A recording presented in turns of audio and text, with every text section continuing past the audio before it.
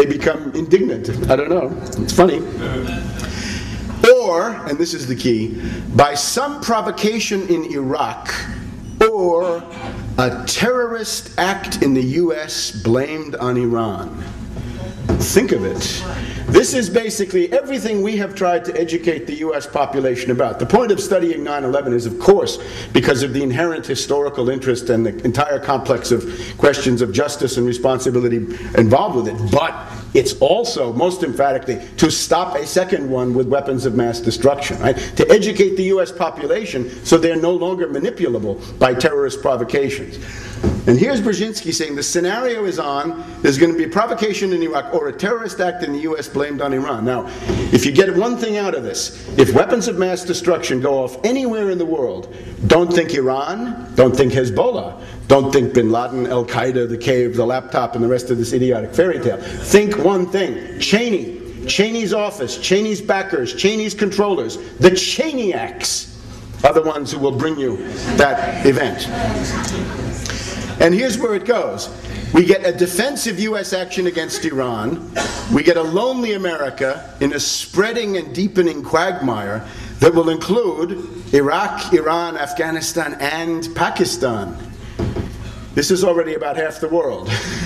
This you don't want. This is worth fighting to avoid. It's worth being active over the next 2 or 3 weeks so that whatever happens, you can still look yourself in the mirror.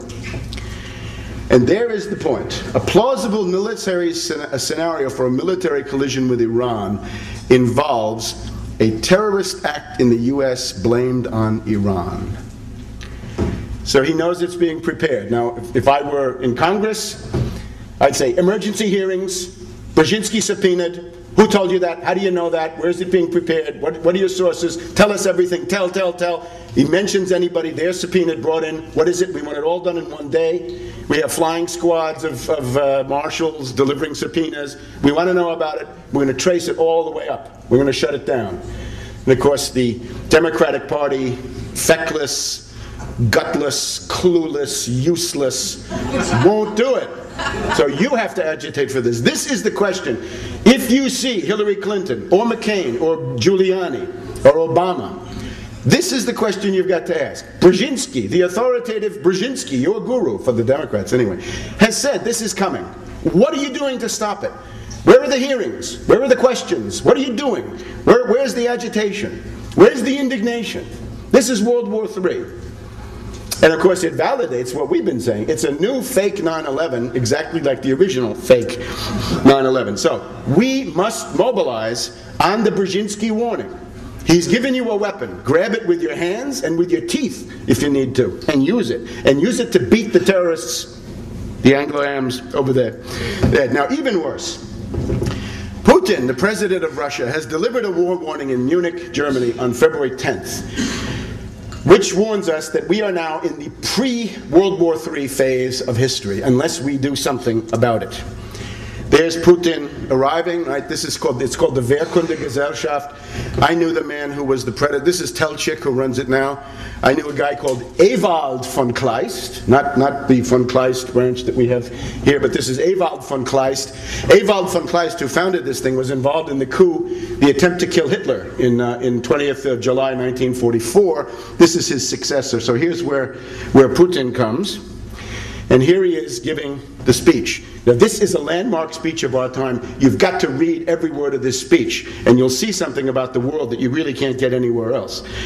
So Putin says, we're observing the unrestrained, hypertrophied, overgrown use of force in international affairs that plunges the world into an abyss of recurring conflicts. One state, the U.S., has overstepped its national borders in every way. The unipolar world, he says, the attempt is to create a unipolar world. One single center of power, one single center of force, one single center of decision making. This is the world of one master and one sovereign. And the modern world will not stand for it.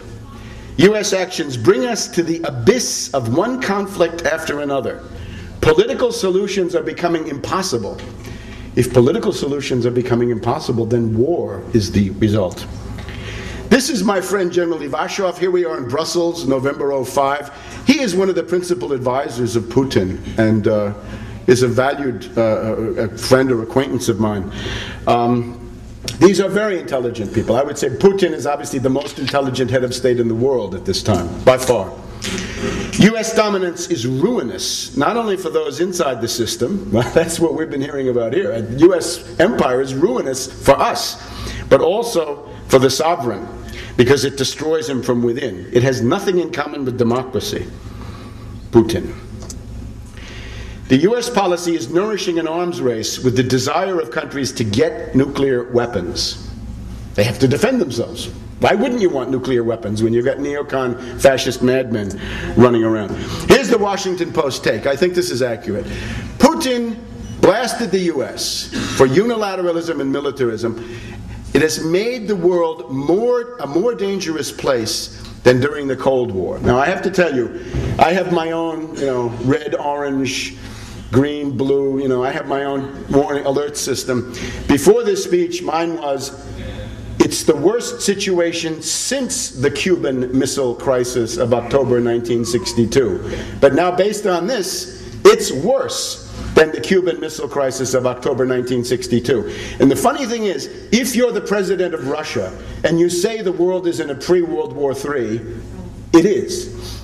Once you say it, it is true, because you're the president of Russia. So here's the president of Russia who tells you. He quotes Roosevelt. When peace has been broken anywhere, the peace of all countries everywhere is in danger. That's from 1939, I think. This is an olive branch, and you've got to open your eyes to what he's saying.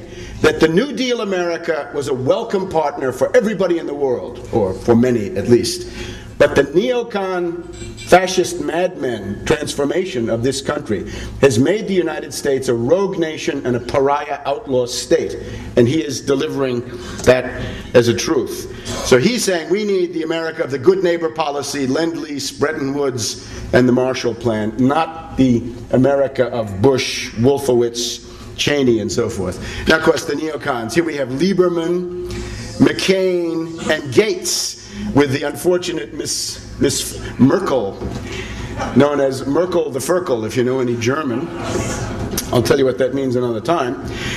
In 1938, September 1938, there was that other Munich conference. Remember the one with Hitler, Mussolini, Chamberlain, Daladier to carve Czechoslovakia? Hope you remember that one.